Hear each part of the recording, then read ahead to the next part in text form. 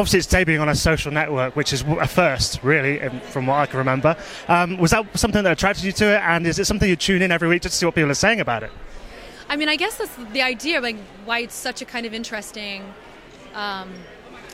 place for this show is because you can really communicate with everybody who's part of Facebook and who can be talking real time while the show is playing. So yes, we're going to absolutely utilize all of their abilities to see what people are saying, and is it working for fans? Do you like it? How can we do it better if we have an opportunity to do it again? So it's a nice opportunity to have a different platform for something like this. So I play Lia Haddock. She's an investigative journalist and someone who is looking into a 15-year-old story about a town that completely disappeared. All of the population in the town just disappeared. No traces at all. And she's looking back 15 years later and trying to find a clue. And she does. And so that sort of launches her on her journey. And she has a personal connection to the story, which you find out quite quickly in the show. And this is a woman who has been sort of held down by some family history that's connected to this town. And she's looking for answers. She's looking for answers of this story of this town disappearance. And she's looking for answers for herself, for her family, and who she is, who her parents are, and what happened to her family, and why it got torn apart. Can you just tell us a little bit about the idea for the series, where it came from, and what we can expect from it? Oh, yeah. It's based off this podcast we made back in 2014. And it is kind of a miracle that it's here today. Yeah, I mean, we thought it would be interesting to sort of explore what scares us about the modern world and tell it in a sort of an unconventional way. So that was how we approached creating the podcast, and it struck a chord with people, and we're lucky enough to be here and be a part of all this. It's kind of insane, but it's. Yeah. Excellent. I've just watched on Facebook Watch. So what's their sort of involvement, and what does that bring to this kind of new way of sort of telling stories online? Well, the great thing about Facebook Watch is you can watch the content and then talk about it in the same space, right? So it's like it does create this sort of sense of community around the show, and it builds a fan base sort of organically, and we really like that. And not to mention the fact that it's free.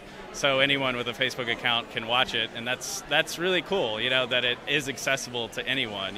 There's no like paywall or anything, so it's like, we feel really good about that. And when we first started adapting it for TV, it was an hour-long drama, and Facebook wanted to kind of change it to a half-hour drama, which is something that we were a little apprehensive about, but we came to absolutely love the format. Yeah. And it's more unpredictable, and it kind of fulfills the promise of streaming, television. Yeah. And you did the podcast 5 years ago now. So did you ever envisage it would become this big thing with Jessica Biel as the lead? No.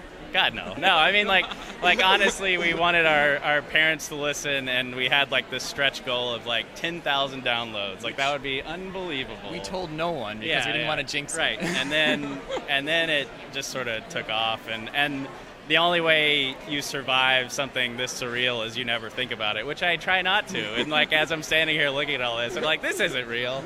None of this is real. So it's just a crazy, never expected in a million years anything like this to happen. But it's great. And we understand that it can go away just as quickly. So we're very grateful that there's so many people supporting the show. Yeah. A final question is obviously at the Toronto Film Festival, massive international film festival, one of the biggest in the world. Is it your first time here? Is this sort of your first experience of a festival or Toronto in general? I came as a fan to TIFF 2 years ago, and I cannot believe that I'm here now with this show. So it is one of my favorite festivals, and I'm really grateful to be here. Yeah, I've never been. I've always admired it, but I never thought I would actually be here with something that I was a part of. So it's wild, yeah.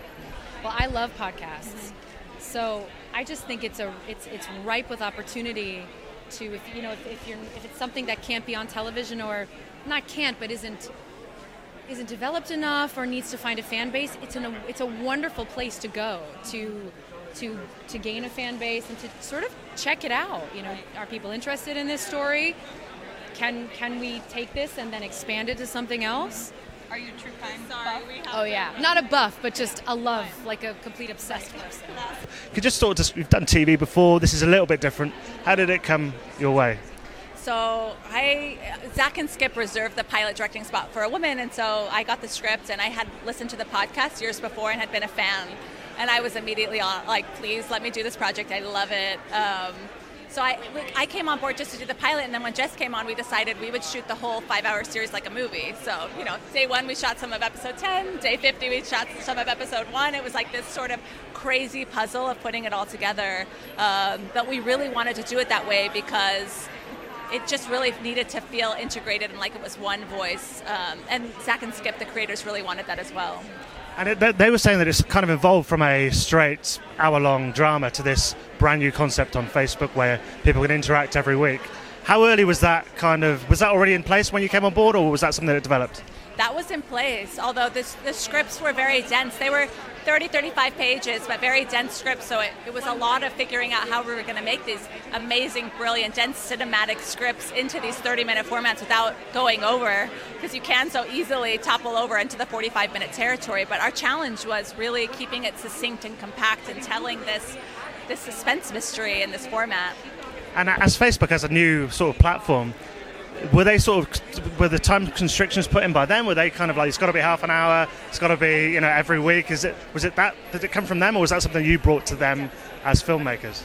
I believe that Zach and Skip basically pitched it around, and they said they would like the 30-minute format, and that's what they wanted to do. The podcast itself fluctuates, so there's sometimes little drop-ins that are like just 2 minutes, or so they were very playful, so it felt like they could also remain playful and stay true to the podcast. And for me, as a fan of the podcast, I really wanted to reflect what they had done.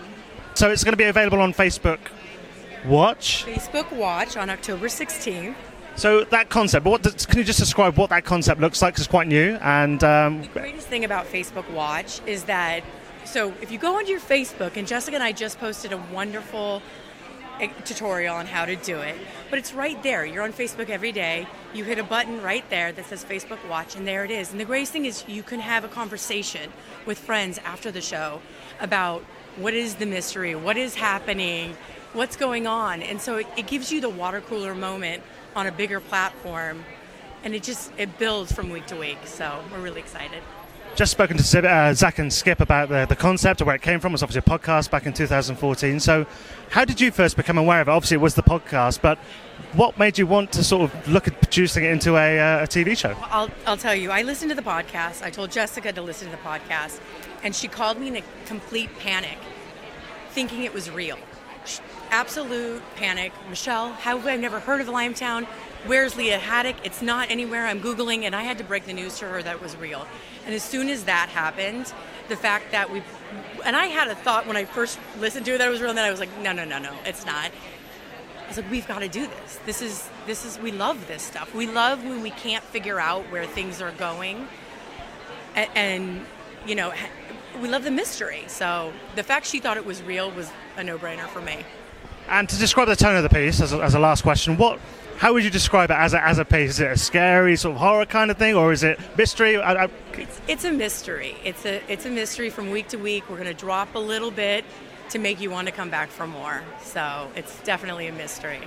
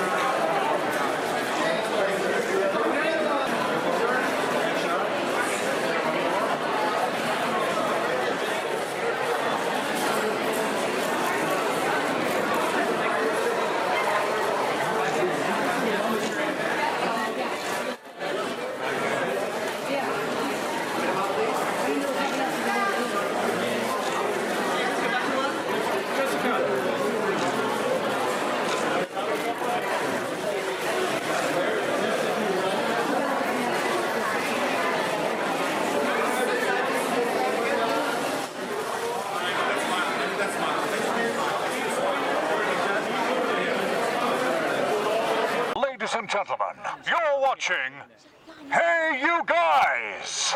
Hey You Guys, huh? Hey You Guys. Is that from the Goonies? It is indeed, yes. Nice. Hey